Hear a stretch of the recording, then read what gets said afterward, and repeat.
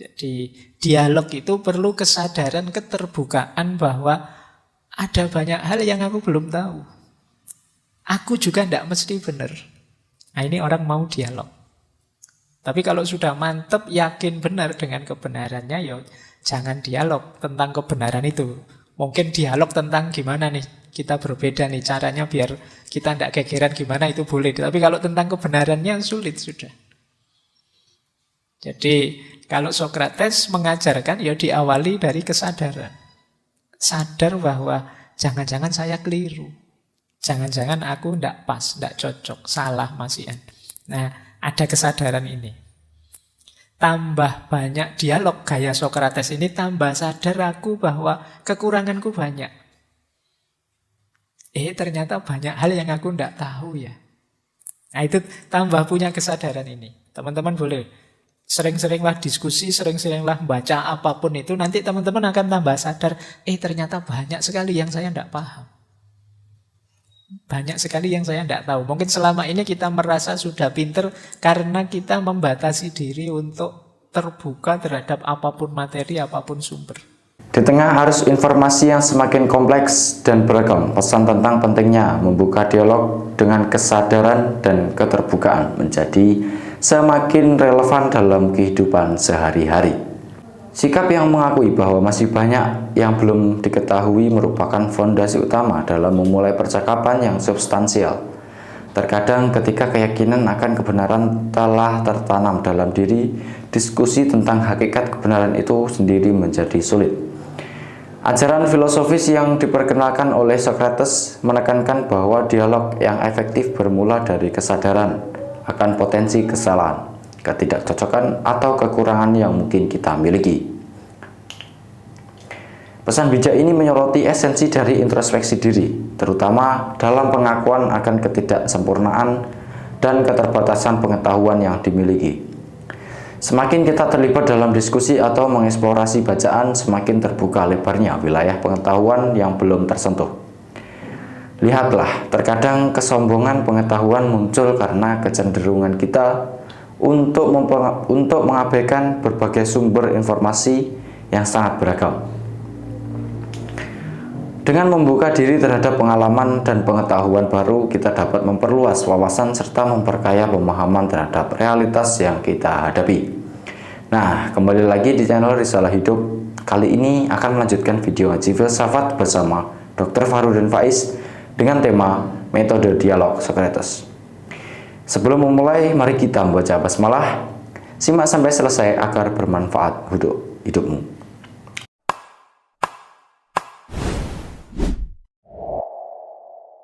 Teknik mengajar ala Sokrates.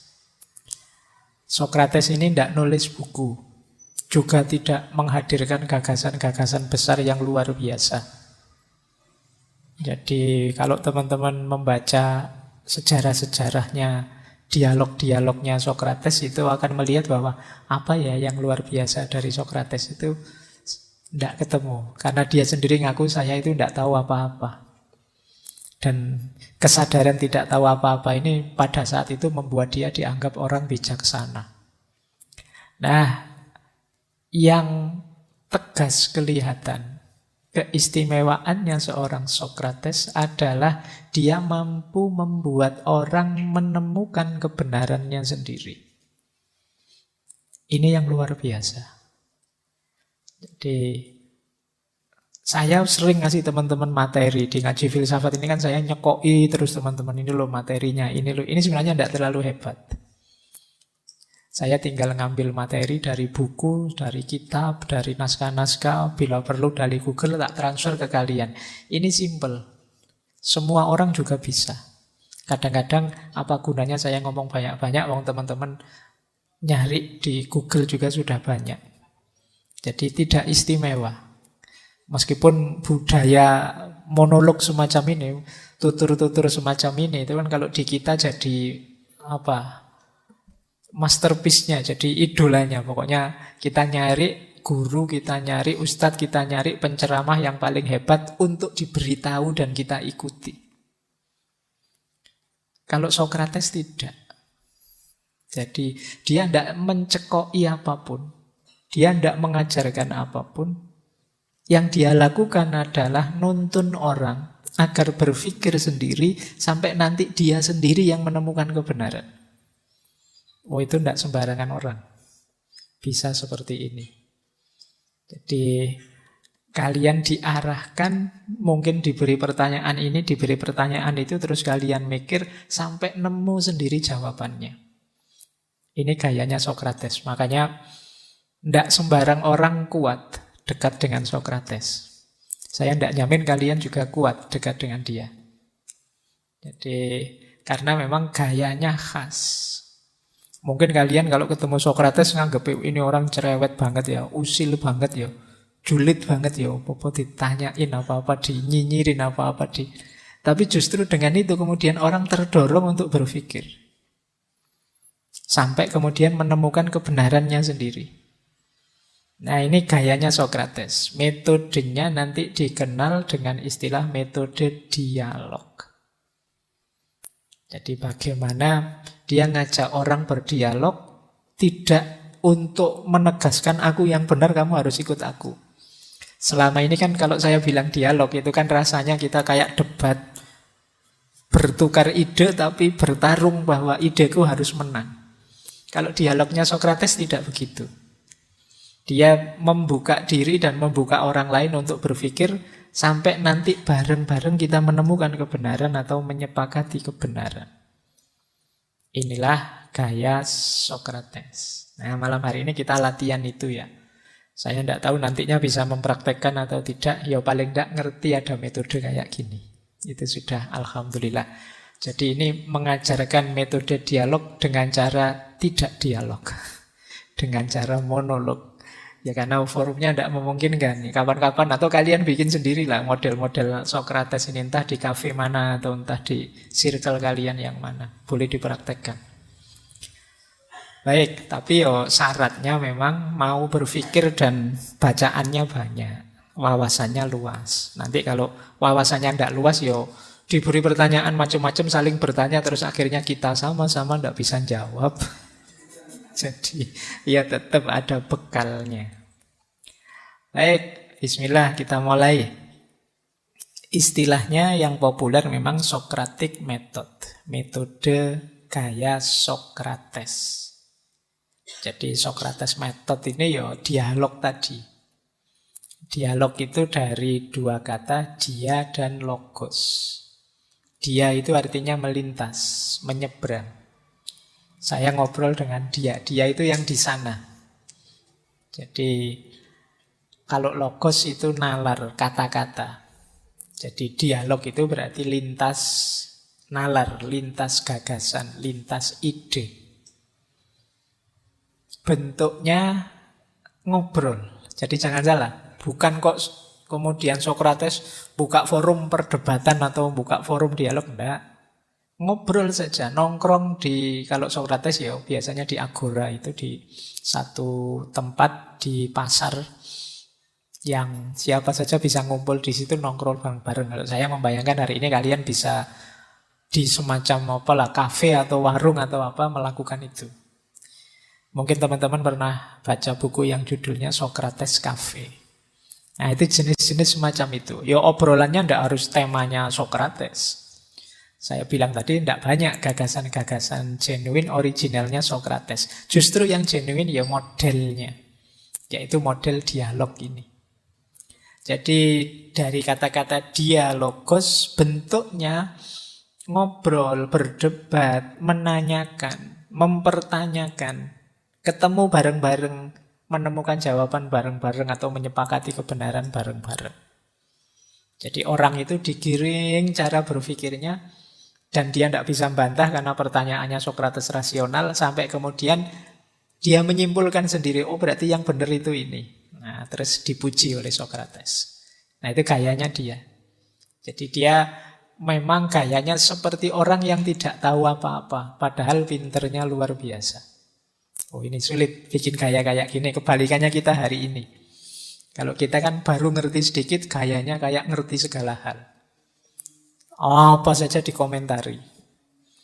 Wong nggak pernah nonton sepak bola aja bisa loh komentar maki-maki sepak bola. Itu kan luar biasa. Tidak pernah nonton bulu tangkis, bisa komentar marah-marah tentang bulu tangkis. Jadi ngerti sedikit merasa tahu banyak hal. Kebalikannya Socrates, dia ngerti sangat banyak hal tapi gayanya kayak tidak ngerti apa-apa. Dan ini menguntungkan. Kalian ngeri kalau ketemu musuh seperti ini kan. Tapi bahagialah kalau punya teman seperti ini. Jadi dia tidak hanya minteri kita, tapi membuat kita pintar. Ini ada jarak yang jauh antara minteri dan memintarkan. Kalau minteri itu memanfaatkan kepintarannya untuk kepentingannya sendiri, atas kita, itu minteri. Mentang-mentang pinter, wah kita didominasi oleh dia, pokoknya harus manut saya, harus ikut saya. Ini namanya minteri. Kalau memintarkan itu ya tidak cuma nyekoi gagasan biar dia tergantung sama kita, tapi membuat kita cerdas sampai dia mandiri bisa berpikir sendiri.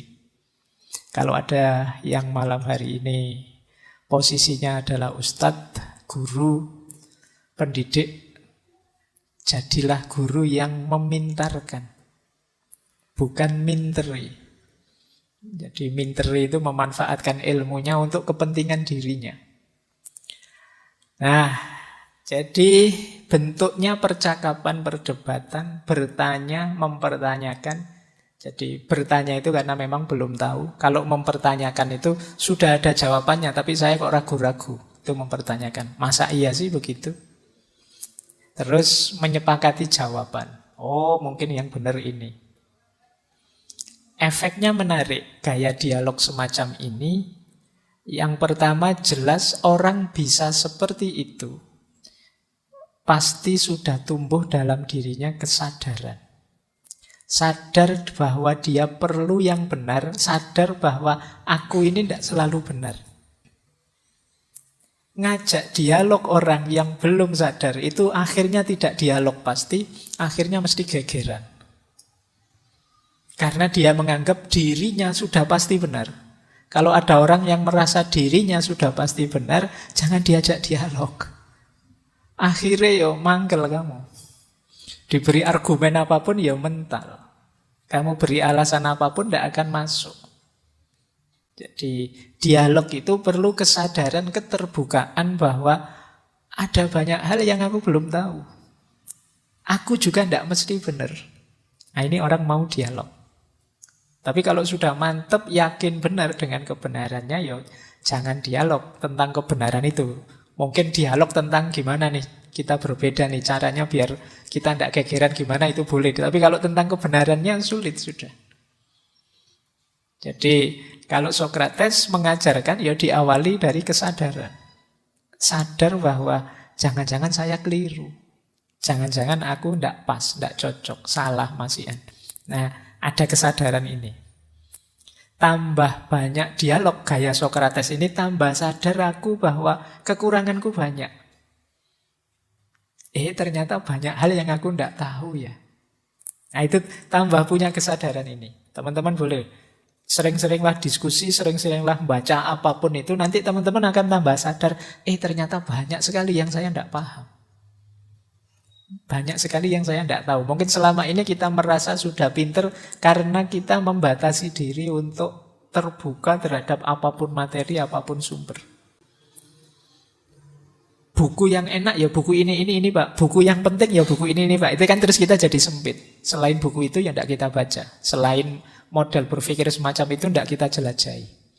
Akhirnya kita, ya kalau peribahasanya seperti katak dalam tempurung. Seolah-olah dunia itu hanya seluas itu saja.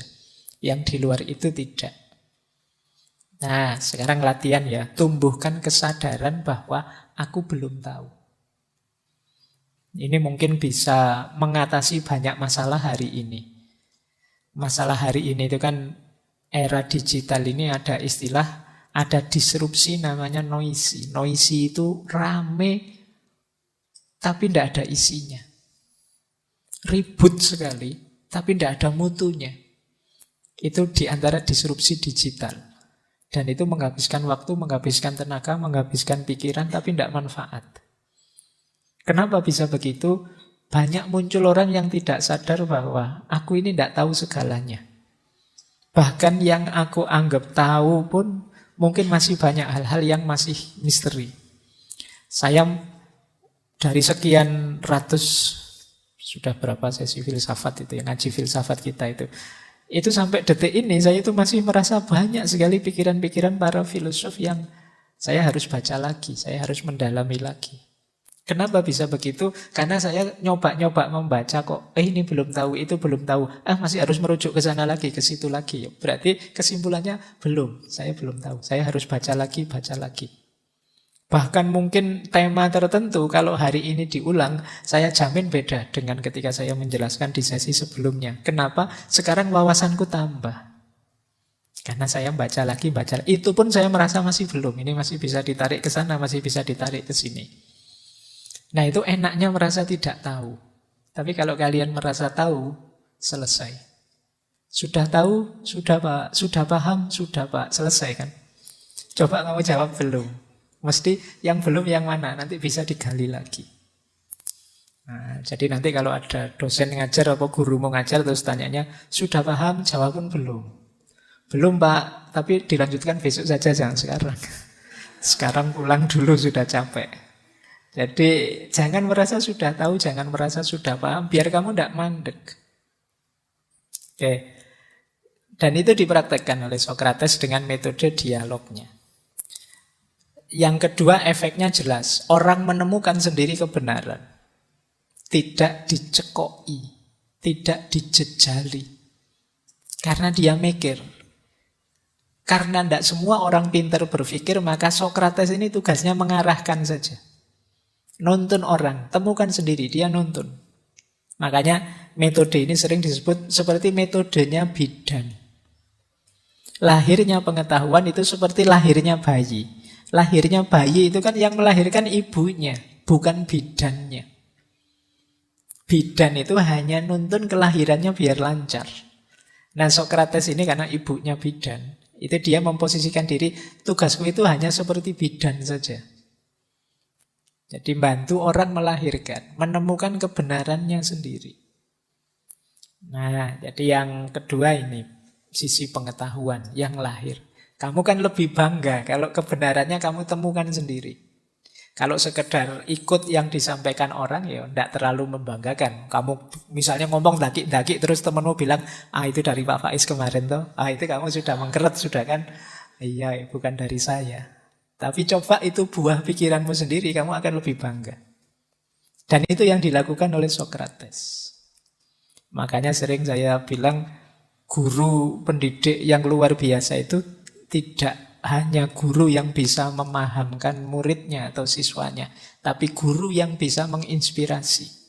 Menginspirasi itu melahirkan kebenarannya sendiri. Tidak sekedar menghafalkan dan mengulang saja. Nah, jadi kalian juga kalau ngaji seperti ini ya udah harus kalian hafalkan, kalian telan mentah-mentah. Lakukan penyesuaian, lahirkan kebenaranmu sendiri. Oh, kalau yang seperti itu dalam hidup saya seperti ini, Pak, situasinya. Nah, itu boleh. Namanya kamu terinspirasi, tidak sekedar patuh, ikut, dan mengimitasi. Jadi murid yang bisa mengimitasi gurunya itu luar biasa. Tapi lebih luar biasa lagi kalau dia terinspirasi oleh gurunya dan melahirkan hal-hal baru dan besar. Oke. Terus asumsinya adalah, itu masih ada ya. Efeknya yang lain itu etika dan edukasi. Tentu saja ini dialog langsung yang memerlukan tata krama. Jadi ketemunya kan bareng-bareng, kemudian berdebat, berdiskusi, ini perlu etik. Jadi selain dapat pengetahuan juga ada pelajaran etik. Bagaimana kita menghargai pendapat orang lain, bagaimana kita ngomong yang tidak menyinggung perasaannya dan lain sebagainya. Ini yang agak kurang hari ini, kedekatan sosial, pertemuan langsung yang intim, yang intens. Ini hari ini kan banyak berkurang karena dunia kita banyak di dunia maya. Sehingga banyak orang pinter tapi sisi etiknya luput. Banyak orang luar biasa tapi sisi akhlak dan adabnya meleset. Mungkin karena terlalu sering di dunia maya, masuk ke dunia nyata gagap. Jadi tadi pagi saya dimarahi mahasiswa itu lewat WA. Pak Faiz, saya nunggu Bapak itu sejak jam 9 loh Pak. Ini sudah jam 11. Bapak ada di mana? Ini karena nadanya begitu kan saya harus minta maaf. Wah, mohon maaf sekali wahai mahasiswaku. Jadi oke. Ya enggak salah dia, mungkin memang perlu banyak contoh, perlu banyak tuntunan. Karena mungkin pertemuannya enggak panjang, karena apalagi kemarin ya mungkin mahasiswa angkatan-angkatan pandemi itu kan. Ketika tema-tema dasar tentunya bagian akhlak, adab itu ya disajikan secara online saja. Kuliah online itu kan ya menyesatkan itu kan. Jadi di layar laptop itu mahasiswanya ada sambil senyum gini, tapi kok senyum nggak berhenti-berhenti senyumnya. Iya. Ternyata cuma fotonya dok. Jadi pinter dia, di foto dulu sambil senyum kayak memperhatikan sambil senyum itu. Ya, ternyata meringis tapi fotonya dok. Nah itu sering kayak gitu. Nah ya etik ya, ketemu langsung lebih mudah, ngasih contoh lebih mudah mengingatkan. Dan tentu saja edukasi. Ada nilai pendidikannya dari gaya dialog ini. Asumsi besarnya apa sih metode dialognya Sokrates ini? Kata Sokrates, setiap orang punya potensi untuk meraih kebenaran dan kebaikan serta mungkin juga salah. Orang itu bisa salah, bisa benar, bisa baik, bisa buruk. Maka jangan hanya dicekoi. Kadang-kadang kalau cuma dicekoi itu khawatirnya konteksnya tidak pas. Situasinya tidak sesuai. Misalnya saya kasih wawasan hidup ini harus, apa wis tema ngaji filsafat, harus ikhlas, harus tanpa pamrih, harus apa. Sementara konteks hidupmu hari ini mungkin belum nyampe level itu. Akhirnya kamu menerapkannya secara tidak pas.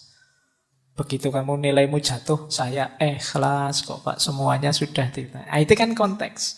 Kamu hanya menelan saja yang saya sampaikan tanpa melakukan penyesuaian. Kamu tidak membacanya versi dirimu, kamu hanya mengimitasi yang saya sampaikan. Padahal kamu punya potensi untuk menemukan kebenaranmu sendiri. Untuk menemukan kebaikan yang cocok untuk dirimu. Jadi daripada kamu hanya mengimitasi, menghafalkan, ayo kamu kejar sendiri. Gunakan akalmu, pikiranmu. Kalian pasti mampu, wong Allah memberi fasilitas itu ya untuk semua manusia kok, akal budi itu. Tidak hanya untuk orang tertentu. Hanya saja mungkin ada yang mengasahnya serius, ada yang tidak terlalu serius mengasahnya. Sehingga kapasitasnya berbeda-beda. Kalau kalian mau ya pasti bisa kok. Setiap orang punya potensi, itu bagian dari pemuliaan Allah pada manusia. Itu bagian dari walakot karomna bani Adam. Dan sungguh telah kami muliakan Bani Adam itu. Jadi semua orang itu berharga, mulia. Punya hak, punya potensi untuk berpikir dan menemukan kebenarannya sendiri. Baik, jadi inilah namanya Socratic Method. Metode Socrates. Kata Plato apa? Ini komentarnya muridnya. Kata Plato, Socrates itu gurunya mempertanyakan, menguji, meng-cross-check pandangan antar sahabatnya. Bukan untuk menyampaikan kebenaran baru pada mereka seperti seorang instruktur, tapi hanya untuk menunjukkan jalan yang mungkin dapat digunakan. Jadi Socrates itu seperti moderator yang canggih. Jadi kalau sedang di circle-nya, sedang membahas sesuatu, dia yang bertanya, dia yang menguji, dia yang meng-cross-check pandangan yang beredar, dan pelan-pelan semuanya dituntun sampai pada kesimpulan yang tepat, yang disepakati semuanya. Ini kalau bahasa hari ini ya kayak fasilitator atau moderator. Ya pengalaman saya banyak moderator itu tidak seperti Socrates ini. Moderator itu kayak MC. Mari kita buka acara, terus silahkan Pak narasumbernya. Ada pertanyaan nomor 1, silakan dijawab Pak. Terus selesai, mari kita akhiri. Kesimpulannya pasti teman-teman punya kesimpulan sendiri-sendiri. Iya kan banyak yang begitu. Yalah ngapain kamu jadi moderator tadi? Jadi kalau Socrates enggak. Kalau Socrates dia punya gayanya sendiri, menggiring orang untuk nemu kebenaran. Bahkan kalau moderatornya Socrates, ya nanti narasumbernya diarahkan, diberi pertanyaan macam-macam sampai pada kesimpulan kebenaran. Kalau di kita kan ya narasumber itu pokoknya ditakliti, dipercaya 100%. Kalau ada moderatornya Socrates itu ya luar biasa. Kita bisa diarahkan sampai menyimpulkan sendiri. Tidak sekedar mengikuti apa yang disampaikan. Maka kata Plato ya tujuannya tidak untuk menggurui, mencekoi seperti instruktur. Tapi tujuannya mengarahkan orang, siapa tahu ada jalan baru, ada perspektif baru yang lebih segar. Nah ini pengakuannya muridnya sendiri Plato. Beliau yang diajar langsung oleh Socrates.